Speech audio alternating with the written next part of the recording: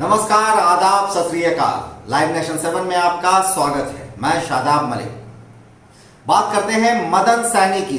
बिहार सरकार के समाज कल्याण मंत्री मदन सैनी ने बिहार सरकार को अभी हिलाकर रख दिया है। उन्होंने सीधे तौर पर अपने ही प्रधान सचिव अतुल प्रसाद पर यह आरोप लगाया है कि वो उनकी बात नहीं मानते हैं और वो उनके कंट्रोल से बाहर है।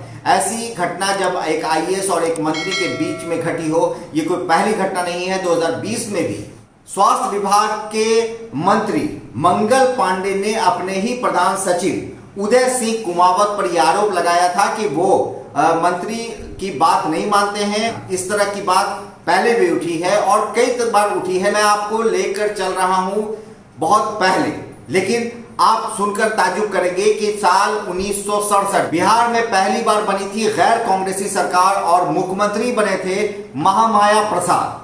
महामाया प्रसाद बिहार के मुख्यमंत्री थे और तब बिहार से झारखंड अलग नहीं हुआ था। तब संथाल परगना के डीसी, झारखंड में डीएम को डीसी कहा जाता है और अभी भी कहा जाता है और तब भी कहा जाता था जब झारखंड बिहार का हिस्सा था, लेकिन उस इलाके की बात हो रही है। तो तब झारखंड के डीसी एक आईएएस थे। मैं अभी नाम नहीं बताऊंगा, थोड़ी देर के बाद आप उन्हें खुद समझ जाएंगे कि मैं किन की बात कर रहा हूं। और मुख्यमंत्री महामाया प्रसाद संथाल परगना गए थे। तब लोगों ने वहां के अधिकारियों की शिकायत मुख्यमंत्री से की थी और मुख्यमंत्री ने डीसी से, यानी कि वहां के जो जिलाधिकारी थे, उनसे बात की और उन्हें कहा कि आपको ऐसा नहीं करना चाहिए था, या जो भी उनको समझाया होगा। मगर मुख्यमंत्री से ज्यादा एक मंत्री उनके साथ थे और वो मंत्री कुछ ज्यादा ही बोलने लगे, जिस पर वो जिस आईएएस की मैं बात कर रहा हूं, वो आईएएस कोई और नहीं, यशवंत सिन्हा है। यशवंत सिन्हा को आप जानते हैं, जो फाइनेंस मिनिस्टर, केंद्रीय मंत्री रहे। तो महामाया प्रसाद ने यशवंत सिन्हा को ये बात कही कि आपको हमारे मंत्री से इस तरह से बात नहीं करनी चाहिए। महामाया प्रसाद ने जब यशवंत सिन्हा को कुछ बोला, उस पर यशवंत सिन्हा ने तो उनको जवाब नहीं दिया, मगर साथ में जो मंत्री थे वो कुछ ज्यादा ही यशवंत सिन्हा को नसीहत दे रहे थे, जिस पर यशवंत सिन्हा ने उनसे कुछ सख्त लहजे में बोल दिया, जिस पर महामाया प्रसाद को यह बात बुरी लगी। और महामाया प्रसाद, यानी कि जो बिहार के मुख्यमंत्री महामाया प्रसाद थे, उन्होंने यशवंत सिन्हा को यह कहा कि आपको हमारे मंत्री से इस तरह से बात नहीं करनी चाहिए। तब यशवंत सिन्हा ने भी साफ तौर से मुख्यमंत्री को यह बात कह दी कि आपके मंत्री को भी मुझसे इस लहजे में बात नहीं करना चाहिए, मैं इस लहजे का आदी नहीं हूं। इस बात पर मुख्यमंत्री को यह बात बुरी लग गई और उन्होंने यशवंत सिन्हा को दूसरे कमरे में आने के लिए कहा और यशवंत सिन्हा महामाया प्रसाद के साथ वहां पहुंचे। वहां पहले से डीआईजी और एसपी मौजूद थे। उनके सामने महामाया प्रसाद ने सख्त लहजे में और गुस्से में यशवंत सिन्हा को कहा कि आपको ऐसी कोई भी बात वहां पर नहीं कहनी चाहिए थी, आप गलत आपने किया।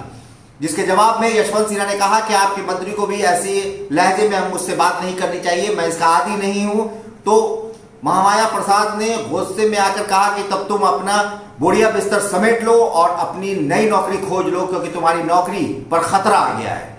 उस बात पर यशवंत सिन्हा ने मुख्यमंत्री को यह जवाब दिया कि आप कभी भी एक आईएएस नहीं बन सकते हैं, लेकिन मैं मुख्यमंत्री बन सकता हूं, इसलिए आपको जो करना है कर लीजिए। और यह कहते हुए यशवंत सिन्हा ने अपना टेबल पर से अपनी डायरी उठाई और वो उस कमरे से चले गए। तो ये वो वक्त था जब एक आईएएस ने मुख्यमंत्री को उनके मुंह पर जवाब दे दिया था। और ये यशवंत सिन्हा भले ही मुख्यमंत्री ना बने हो, मगर वो केंद्र में मंत्री रहे, फाइनेंस मिनिस्टर रहे।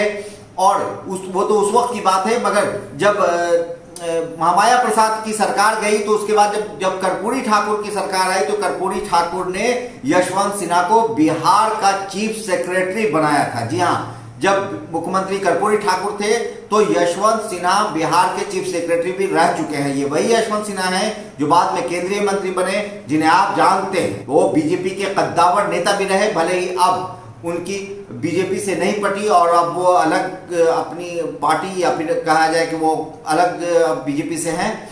मगर ये बिहार का इतिहास पहले से भी रहा है कि मंत्री और आईएएस में नहीं पटा हो। तो इस तरह की बहुत सारी जानकारी हम आपको अपने हर एक वीडियो में देते रहेंगे। आप हमारे साथ बने रहिए, देखते रहिए हमारा वीडियो। अगर आपको हमारा वीडियो पसंद आता है तो उस पर कमेंट कीजिए, लाइक कीजिए, साथ ही हमारे चैनल को सब्सक्राइब करिए और बेल बटन दबाना नहीं भूलिए। धन्यवाद।